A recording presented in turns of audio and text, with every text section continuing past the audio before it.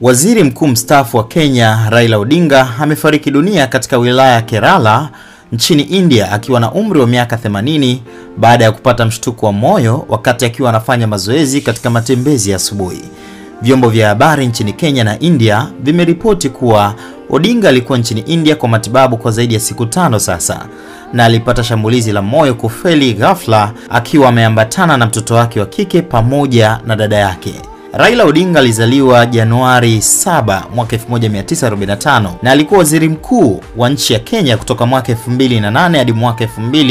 2013, lakini pia amewahi kuwa mgombea urais nchini humo aliyeungwa mkono na wafuasi wengi. Kabla ya kuwa waziri mkuu alikuwa mbunge wa Langata kuanzia mwaka 1992 hadi mwaka 2007, kisha akahudumu kwenye baraza la mawaziri la Kenya kama waziri wa nishati kuanzia mwaka 2001 hadi mwaka 2002 na baadaye kama waziri wa barabara, kazi ya umma na makazi kuanzia mwaka 2003 hadi mwaka 2005, na kisha akateuliwa kuwa mwakilishi wa juu wa maendeleo ya miundombinu katika Umoja wa Afrika mwaka 2018.